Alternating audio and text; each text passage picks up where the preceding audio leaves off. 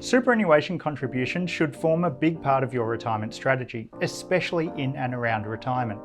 So to help with that, in this video, I'm going to go through the main types of contributions that you should consider making to super and the rules around when you can and cannot make them. After that, I'm going to share with you two big mistakes that people regularly make when making contributions to super.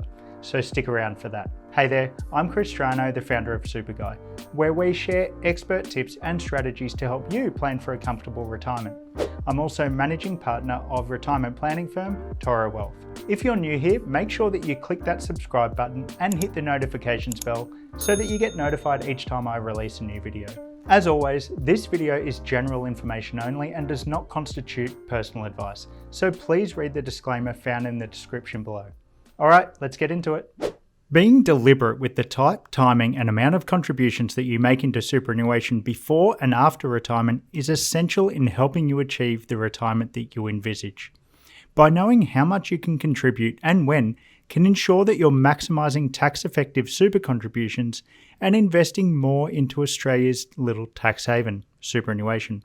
By doing so, you're capping your investment earnings tax at 15%, and then down to 0% once you start a retirement income stream. So right now, we're going to go through the four main types of contributions that you should be considering before and after retirement, and when you can and can't make them, including salary sacrifice contributions, personal concessional or deductible contributions, personal non-concessional or after-tax contributions, and downsizer contributions, including examples of why you might make each of these types of contributions and the benefits of doing so. Beginning with salary sacrifice contributions. Now, salary sacrifice contributions are contributions that you make into superannuation with part of your wage while you are still working. It's basically an arrangement where you reduce your wage in exchange for equivalent increased super contributions. And the benefit of salary sacrificing is that you are reducing the amount of your wage that gets taxed in your personal name. Plus, you are increasing your super balance, providing you with concessionally taxed investment earnings. And as you get closer to retirement, the decision to salary sacrifice becomes easier because you don't need to wait too long before accessing these funds again, but you get the immediate benefit of contributing. So when are you able to make salary sacrifice contributions until? Well, you can make salary sacrifice contributions into super until 28 days after the end of the month in which you turn 75. For example, if you turn 75 on October 14th, you would have up until the 28th of November to make salary sacrifice contributions. This includes the ability to utilise the unused contribution cap amounts from previous years if you have a super balance below $500,000 as at the most recent 30 June. Next up, personal concessional contributions. A personal concessional contribution is a contribution that you make to superannuation that you then claim a tax deduction for in your personal tax return at the end of the financial year. Personal concessional contributions essentially have the same effect as salary sacrifice contributions, but are available to you if you aren't an employee with a salary, such as a sole trader. However, employees are also eligible to make personal concessional contributions. Again, the benefits of these types of contributions is that you are getting a tax deduction to reduce your personal tax arising from, say, work-related income, investment income, or even potential capital gains tax. Plus, you are investing in the tax-effective superannuation environment. You can make personal concessional contributions into super until 28 days after the end of the month in which you turn 75. However, between the ages of 67 and 75, you can only claim a tax deduction for these contributions if you have satisfied the work test. Now, the work test requires you to have worked at least 40 hours over a 30 consecutive day period in the financial year that the contribution is made and prior to the contribution being made. There is a work test exemption for people with a super balance below $300,000. I've put a link to that and the work test in the description below. And just like salary sacrifice contributions, the ability to utilise the unused contribution cap amounts from previous years applies to personal concessional contributions also if you have a balance below $500,000. Okay, the next type of contributions are personal non-concessional contributions.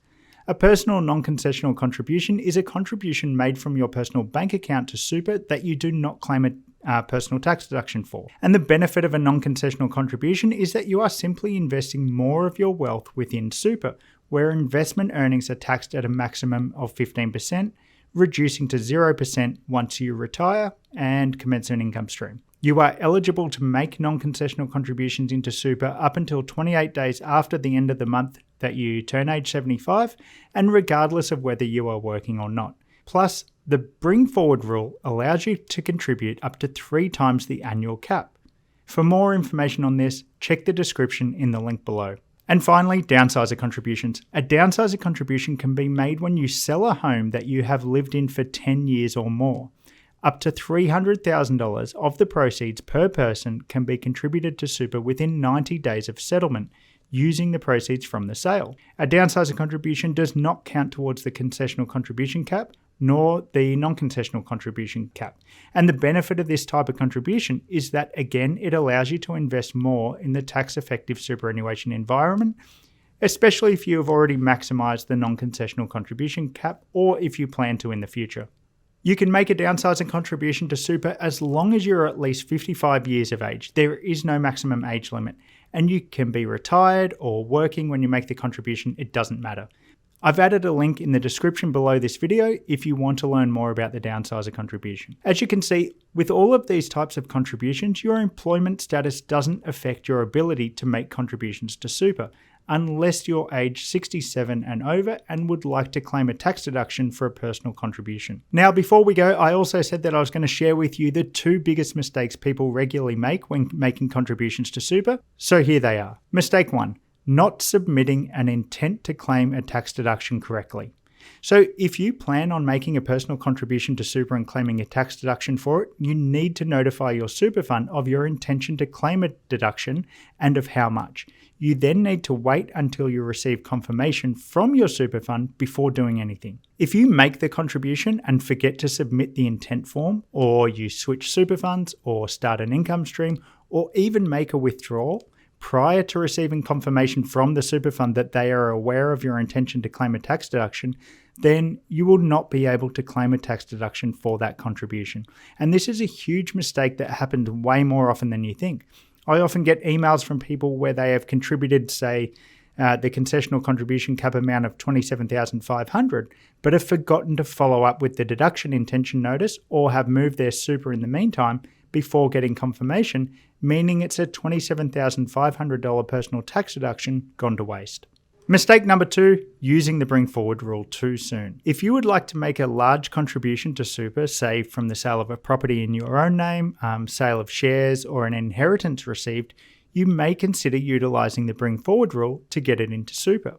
And the bring forward rule allows you to contribute up to $330,000 per person into super in any one financial year by bringing forward an additional 2 years worth of the non-concessional cap amount and then making no contributions for the following 2 financial years. But a big mistake that we see is where people have more than $330,000 that they want to contribute to super, but they contribute $330,000 and leave all of the excess in their own name, when in fact they would have preferred to get more in. One way to get more in is to only contribute $110,000 in this financial year and then $330,000 next financial year on the 1st of July.